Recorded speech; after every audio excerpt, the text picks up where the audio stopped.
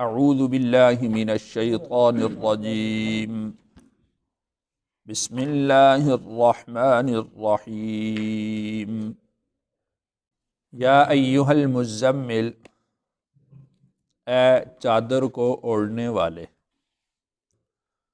قم اللیل، آپ کھڑے رہیں رات کو، الا قلیلا، مگر تھوڑا سا۔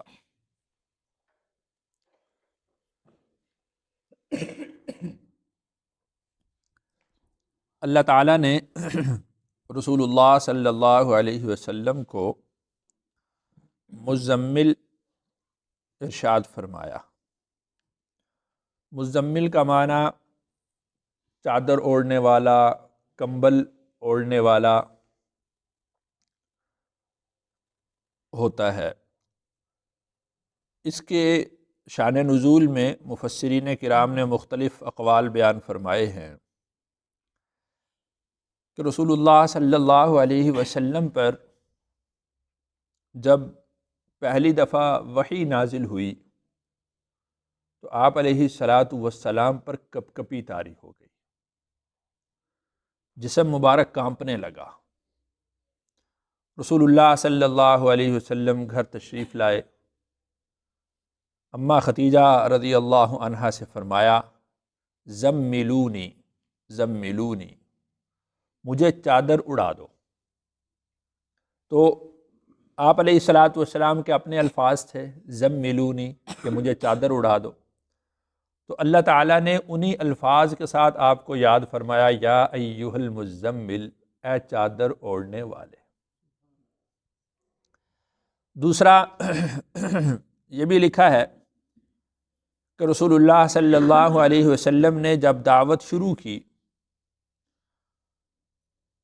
تو مشرکین مکہ وہ آپ علیہ السلام کی اس دعوت کا مقابلہ نہ کر سکے۔ قرآن پاک نے یہ چیلنج دیا کہ تم اس طرح کا قرآن لے آؤ، اس طرح کی 10 صورتیں بنا کر لے آؤ، اس طرح کی ایک صورت بنا کر لے آؤ۔ تو قرآن کا مقابلہ تو ان سے نہ ہو سکا۔ انہوں نے بجائے اس کے کہ اس کو تسلیم کرتے، یا دوسرا یہ ہے کہ اس کے مقابلے میں کوئی کلام لے کر آتے، انہوں نے دار الندوہ میں بیٹھ کر مشورہ کیا کہ ہم جو مختلف باتیں ان کے بارے میں کرتے ہیں تو کسی ایک بات پر اتفاق ہونا چاہیے، ہم وہ ایک بات سب کو کہیں۔ تو نعوذ باللہ انہوں نے رسول اللہ صلی اللہ علیہ وسلم کے بارے میں مجنون کہا کہ بھئی یہ دیوانہ ہو گیا ہے، پاگل ہو گیا ہے، آباء و اجداد کے مذہب کو خراب کر رہا ہے۔ کسی نے کہا کہ اس کو شاعر کہو کہ بڑا عمدہ کلام کہتا ہے۔ کسی نے کہا کہ کاہن کہو کہ جس طرح ان کے کاہن فرشتوں سے بات کو سن کر تو اگلے دن کی بات بتا دیا کرتے تھے، تو رسول اللہ صلی اللہ علیہ وسلم کے بارے میں بھی انہوں نے کہا کہ کاہن کہہ دو۔ لیکن کسی بات پر بھی ان کا اتفاق نہیں ہو سکا۔ پھر انہوں نے کہا کہ بات یہ ہے کہ ساحر کہتے ہیں، جادوگر کہتے ہیں کہ بھئی اس کے قریب نہ جاؤ، جو اس کا کلام سنتا ہے اس کا گرویدہ ہو جاتا ہے، اس پر اس کا جادو چل جاتا ہے، تو ساحر کہو۔ رسول اللہ صلی اللہ علیہ وسلم کو جب یہ بات معلوم ہوئی تو آپ علیہ السلام اس سے رنجیدہ ہوئے، پریشان ہوئے کہ اس طرح یعنی وہ لوگ آپ کے بارے میں اس طرح بات کر رہے ہیں، حالانکہ سب جھوٹی ہیں یہ باتیں۔ تو اللہ تعالیٰ نے بطور تانیث کے، بطور انس پیدا کرنے کے، بطور محبت کے، بطور یوں سمجھ لیں کہ پیار کے، اللہ تعالیٰ نے ان سارے اوصاف کو ختم کرنے کے لیے اللہ تعالیٰ نے ارشاد فرمایا، یا ایہا المزمل۔ تیسرا واقعہ یوں لکھا ہے، تیسرا اس کا شان نزول یہ ہے کہ رسول اللہ صلی اللہ علیہ وسلم جب تہجد میں اٹھا کرتے تھے تو آپ علیہ السلام بڑی چادر، بڑا لحاف وہ اپنے اوپر کر لیا کرتے تھے تاکہ سردی کے موسم میں سردی سے بچا جا سکے۔ تو آپ علیہ السلام مراقبہ کے لیے، ذکر کے لیے، تلاوت کے لیے، تو آپ علیہ السلام جب بیٹھا کرتے تھے تو آپ بڑی چادر اپنے اوپر لپیٹ لیا کرتے تھے تاکہ جسم جو ہے وہ سردی سے محفوظ رہے۔ تو اس وصف کو اللہ تعالیٰ نے ذکر فرمایا، یا ایھا المزمل قم اللیل الا قلیلا، آپ کھڑے ہوں رات کو مگر تھوڑا سا۔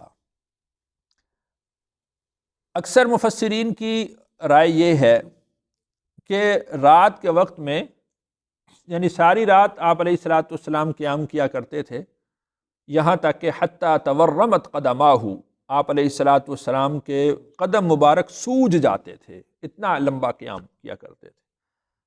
غالباً حضرت عبداللہ ابن مسعود رضی اللہ عنہ سے روایت ہے کہ ایک رات میں مسجد میں آیا تو میں نے رسول اللہ صلی اللہ علیہ وسلم کو نفل پڑھتے ہوئے دیکھا، تو مجھے بھی شوق ہوا کہ میں بھی آپ کے پیچھے نفل ادا کروں، تو میں نے بھی نفل کی نیت کر لی۔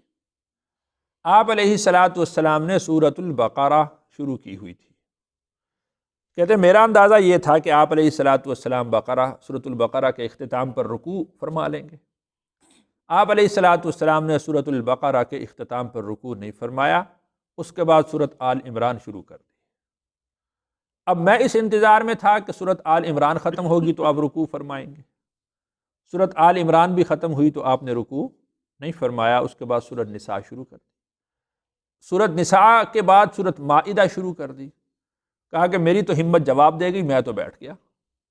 پھر رسول اللہ صلی اللہ علیہ وسلم نے سورۃ المائدہ مکمل کی اور پھر رکوع فرمایا، اور سورۃ المائدہ تک 6.25 سپارے بنتے ہیں۔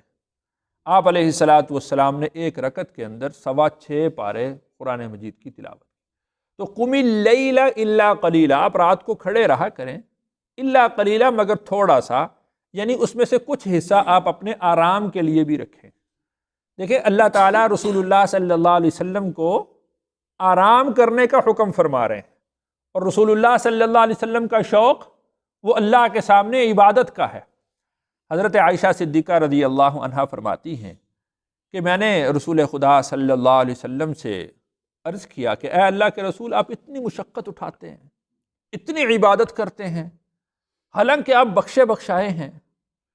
تو حضرت رسول اللہ صلی اللہ علیہ وسلم نے ارشاد فرمایا کہ اے عائشہ، افلا اکون عبدا شکورا، کہ کیا میں اللہ کا شکر گزار بندہ نہ بنوں؟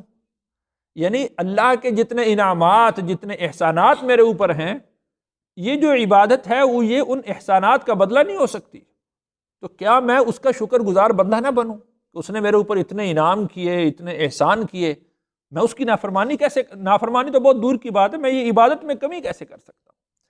تو قم اللیل الا قلیلا کا ایک معنی یہ ہے۔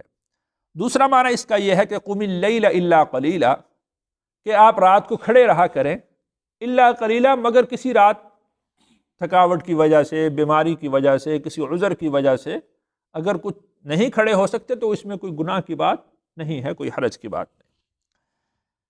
آگے اللہ تعالیٰ نے اس رات کی تقسیم خود فرمائی، نصفہ او انقص منہ قلیلا، نصفہ آدھی رات، او انقص یا اس میں کم کر دیں، منہ قلیلا تھوڑا سا کم، یعنی آدھی رات کھڑے ہوا کریں یا آدھی رات سے تھوڑا سا کم کر دیں۔ جب آدھی رات سے تھوڑا کم کریں گے تو قیام کی مقدار کم ہو جائے گی اور آرام کی مقدار زیادہ ہو جائے گی۔ او زد علیہ، یا اس نصف سے کچھ زیادہ قیام کیا کریں اور تھوڑا آرام کیا کریں، یعنی نصف یا اس سے زائد اور کم آپ یعنی قیام بھی کیا کریں اور آرام بھی کیا کریں۔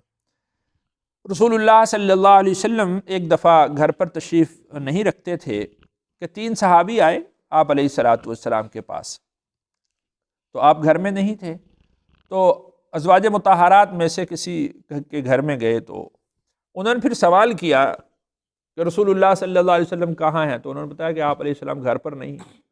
تو انہوں نے سوال کیا کہ رسول اللہ صلی اللہ علیہ وسلم کی عبادت کیا ہے؟ تو ام المؤمنین نے ان کو عبادت بتائی کہ آپ علیہ الصلوۃ والسلام کا طریقہ کار یہ ہے۔ اب تینوں لوگوں نے قسمیں اٹھائیں، ایک نے قسم اٹھائی کہ میں ساری زندگی ہر روز روزہ رکھوں گا، کسی دن بھی افطار نہیں کروں گا۔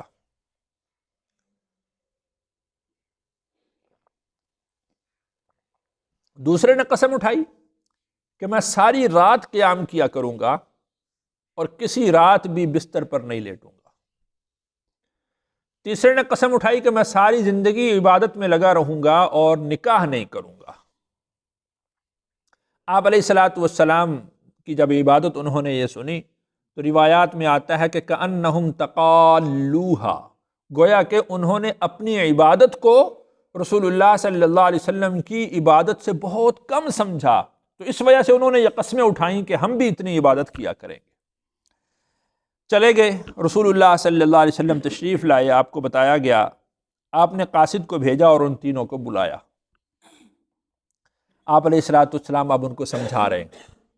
آپ نے فرمایا کہ جس نے یہ قسم اٹھائی ہے کہ ہر روز روزہ رکھوں گا، وہ اپنی قسم توڑ دے، زیادہ سے زیادہ بھی ہو تو ایک دن روزہ رکھے، ایک دن افطار کرے، یعنی نصف نصف کرے، آدھو آدھ۔ اور جس نے یہ قسم اٹھائی ہے کہ میں ہر رات قیام کروں گا اور کسی رات نہیں سوؤں گا، تو وہ بھی اس کو آدھا کرے، اس کو کم کر دے، آدھا کر دے۔ اور جس نے قسم اٹھائی تھی کہ میں نکاح نہیں کروں گا، تو آپ علیہ السلام نے ارشاد فرمایا کہ النکاح من سنتی فمن رغب عن سنتی فلیس منی، نکاح تو میری سنت ہے، جو میری سنت سے اعراض کرے گا اس کا میرے ساتھ تو کوئی تعلق نہیں۔ پھر آپ علیہ الصلوۃ والسلام نے ان کو بات سمجھائی اور فرمایا وَإِنَّ لِنَفْسِكَ عَلَيْكَ حَقًّا وَإِنَّ لِزَوْجِكَ عَلَيْكَ حَقًّا، آپ کے اپنے نفس کا بھی آپ پر حق ہے، آپ اس کو اتنا مشقت میں نہ ڈالیں کہ وہ اس کو آپ برداشت نہ کر سکیں۔ اور اسی طرح وَإِنَّ لِزَوْجِكَ عَلَيْكَ حَقًّا، آپ کے گھر والوں کا بھی آپ کے اوپر حق ہے۔ اور باقی آپ علیہ الصلوۃ والسلام نے تفصیل اس کی ارشاد فرمائی۔ تو اس طرح کا مجاہدہ کرنا کہ جو اپنے اوپر مشقت ڈالنے والا ہو، اس سے رسول اللہ صلی اللہ علیہ وسلم نے منع فرمایا۔ او زد علی نصفہ او انقص منہ قلیلا او زد علیہ، وہ جو نصف رات ہے اس سے کچھ زیادہ عبادت کر لیں یا اس سے کچھ کم عبادت کر لیں، اور باقی حصہ کچھ آرام میں بھی صرف کیا کریں۔ اور اللہ تعالیٰ نے ارشاد فرمایا کہ وَرَتِّلِ الْقُرْآنَ تَرْتِيلًا، اور قرآن مجید کو ٹھہر ٹھہر کر پڑھے، اتنی تیزی سے پڑھنا قرآن پاک کو کہ اس کے الفاظ سمجھ نہ آئیں، یہ بالکل جائز نہیں ہے۔ ہاں، اگر آپ ٹھہر ٹھہر کر قرآن پاک کو پڑھیں گے تو تدبر میں، تفکر میں، قرآن کے معانی کو سمجھنے میں اور قرآن کے دل کے اثر کرنے پر اس میں زیادہ تاثیر ہوگی۔ یعنی قرآن کا سمجھنا، قرآن میں غور و فکر کرنا، وہ اسی وقت ممکن ہے جب قرآن کو ٹھہر ٹھہر کر پڑھا جائے گا۔ اور اسی طرح رسول اللہ صلی اللہ علیہ وسلم نے ارشاد فرمایا کہ قیامت کے دن جب حافظ قرآن سے کہا جائے گا اقرأ ورتقی ورتل کما ترتل فی الدنیا،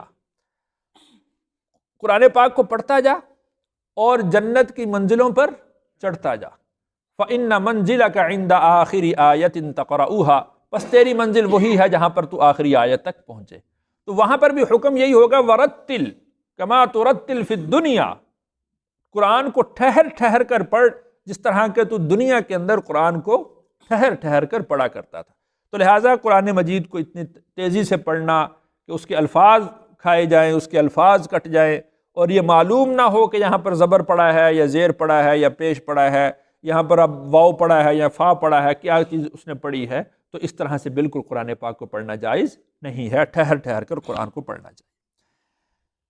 انا سنلقی، بے شک ان قریب ہم ڈالنے والے ہیں، علیک آپ پر، قولا ثقیلا ایک بھاری بوجھ، یعنی ابھی تو ابتدا ہے وحی کی، انا سنلقی علیک قولا ثقیلا، تو ہم آپ پر ایک بھاری بوجھ وہ ڈالنے والے ہیں۔ وہ اتنا بھاری بوجھ ہے کہ جب وہ بوجھ آئے گا تو یہ سارا آدھی رات کا قیام یا آدھی سے زائد رات کا قیام یہ آپ کو مشکل نہیں لگے گا۔ وہ بھاری بوجھ سے مراد وہ یہ قرآن ہی ہے، یہ قرآن کی وحی ہی ہے کہ جو آپ پر ڈالی جانی تھی اور اس کے لیے آپ کو تیار کیا جا رہا تھا۔ یہاں تک کہ رسول اللہ صلی اللہ علیہ وسلم پر جب وحی نازل ہوتی تھی تو سخت سردی کے موسم میں، سخت جاڑے کے موسم میں بھی آپ علیہ الصلاۃ والسلام کی پیشانی مبارک پر پسینہ آ جاتا تھا۔ اگر آپ سواری پر ہوتے تھے تو سواری اس بوجھ کو برداشت نہیں کر سکتی تھی، سواری بیٹھ جاتی تھی۔ حضرت زید بن ثابت رضی اللہ عنہ فرماتے ہیں کہ ایک دفعہ میں نے ٹانگیں لمبی کی ہوئی تھیں اور آپ علیہ الصلاۃ والسلام کا سر مبارک میری رانوں پر تھا، آپ آرام فرما رہے تھے۔ اسی آرام کے دوران یعنی خواب کے یعنی اس آرام کے دوران سوئے ہونے کی حالت میں آپ علیہ الصلاۃ والسلام پر وحی کا نزول شروع ہوا، اور میں یہ سمجھ رہا تھا کہ یہ وحی اس کے بوجھ سے میری ران پھٹ جائے گی، اتنا وزنی یہ کلام، انا سنلقی علیک قولا ثقیلا۔ اسی کو اللہ نے ارشاد فرمایا نا، لو انزلنا ھذا القرآن علی جبل لرأیتہ خاشعا متصدعا من خشیۃ اللہ، اگر ہم اس قرآن کو پہاڑ پر نازل کرتے تو وہ بھی ریزہ ریزہ ہو جاتا۔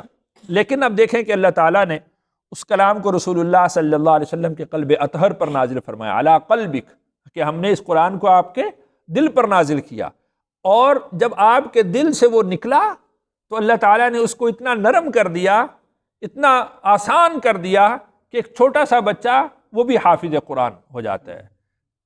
4.5 سال کا حافظ میں نے دیکھا ہے، 4.5 سال کا، تو قرآن پاک اس نے، اور وہ صرف 4.5 مہینے کے اندر اس نے حفظ کیا، 4.5 سال کا حافظ، اور 4.5 مہینے کے اندر اس نے قرآن کو حفظ کر لیا۔ تو یہ برکت ہے رسول اللہ صلی اللہ علیہ وسلم کے قلب اطہر سے نکلنے کی کہ وہ جتنا بوجھ تھا قرآن کا وہ سارا رسول اللہ صلی اللہ علیہ وسلم نے اس کو برداشت کیا، اور پھر جب آپ کی زبان مبارک سے وہ نکلا تو اتنا نرم ہو گیا، اتنا آسان ہو گیا کہ اس کو چھوٹے چھوٹے بچے قرآن پاک کو اس کو یاد کر لیتے، حفظ کر لیتے۔ تو قرآن دونوں اعتبار سے بھاری ہے، ایمان کے اعتبار سے، وزن میں ترازو میں تلنے کے اعتبار سے، اور اسی طرح جب کفار پر پڑا جاتا ہے یہ ان کے لیے بھی بھاری ہے، وہ بھی اس کے بوجھ کو برداشت نہیں کر سکتے، وہ بھی اس کو سن کر وہ ٹھہر نہیں سکتے، وہ میدان کے اندر وہ رک نہیں سکتے، وہ وہاں سے بھاگ جاتے ہیں۔ انا سنلقی علیک قولا ثقیلا، کہ اس قرآن کو یعنی عنقریب ہم آپ پر ایک بھاری بوجھ وہ ڈالنے والے ہیں۔ اللہ تعالیٰ سے دعا ہے اللہ تعالیٰ قرآن کی برکات سے ہمیں مستفیض فرمائیں، اور رسول اللہ صلی اللہ علیہ وسلم کی کامل محبت اور کامل اطاعت نصیب۔